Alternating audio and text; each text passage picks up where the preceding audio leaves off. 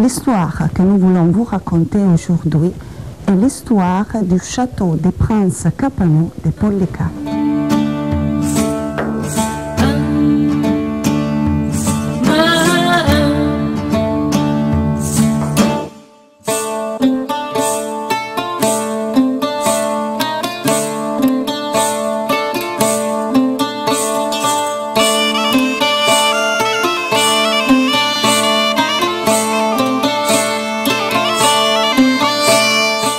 Le nom de ce petit village vient probablement du grec et ça veut dire beaucoup d'habitations. Et c'est justement dans le cœur de ce village que le château fut édifié au Moyen Âge. Il devait servir à protéger et à dominer toute la côte.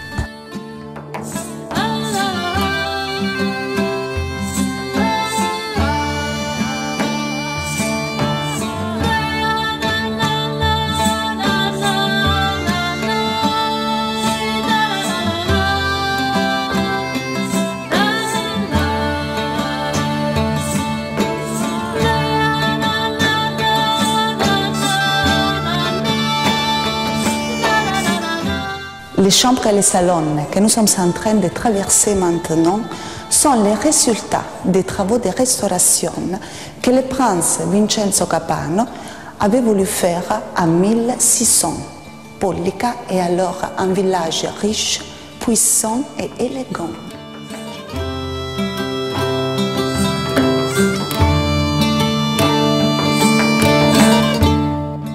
Dans ce château tourne l'économie de tous les territoires. Ici sont prises les décisions politiques importantes. Et toujours dans ces chambres, le prince et sa dame reçoivent les artistes et les intellectuels de l'époque.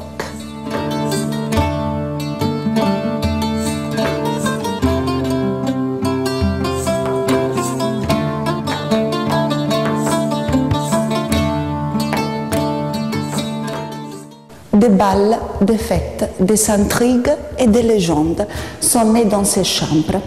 On raconte dans ce petit village qu'ici, dans ce château, a séjourné Sant'Alfonso de Liguori pour faire des recherches sur la population du Cilento.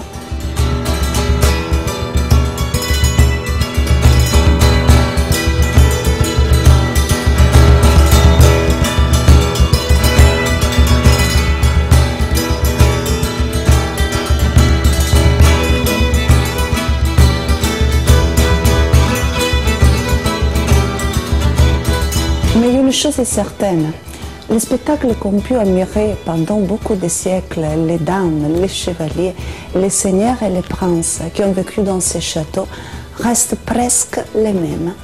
Nous sommes en face d'un des coins les plus beaux de la Méditerranée, appelé la mer du Mythe.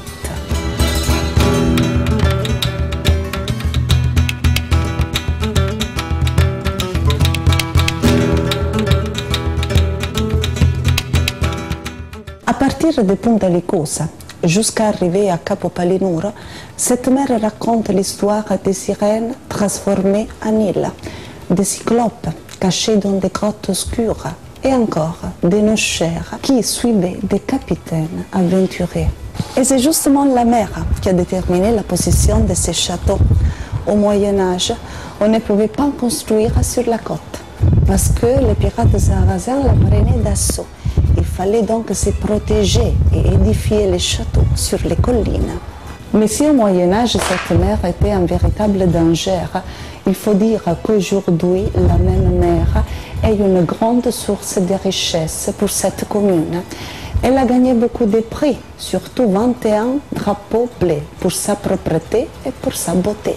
Et aujourd'hui, elle représente la source économique principale de cette population. En regardant à travers cette fenêtre, on peut remarquer des vignobles, on peut remarquer encore des oliviers et beaucoup de jardins potagers. Il faut dire que cette commune est la patrie du régime de la Méditerranée, aujourd'hui considérée patrimoine intangible de l'humanité par l'UNESCO.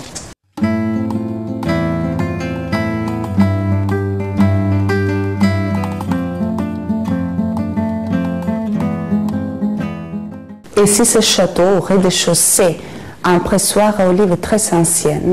Aujourd'hui, la tradition continue et le château deviendra un centre d'études sur le régime méditerranéen. Et dans la tour qui avait été bâtie pour repérer les ennemis, aujourd'hui on trouve des magnifiques suites si on veut passer une vacance de rêve.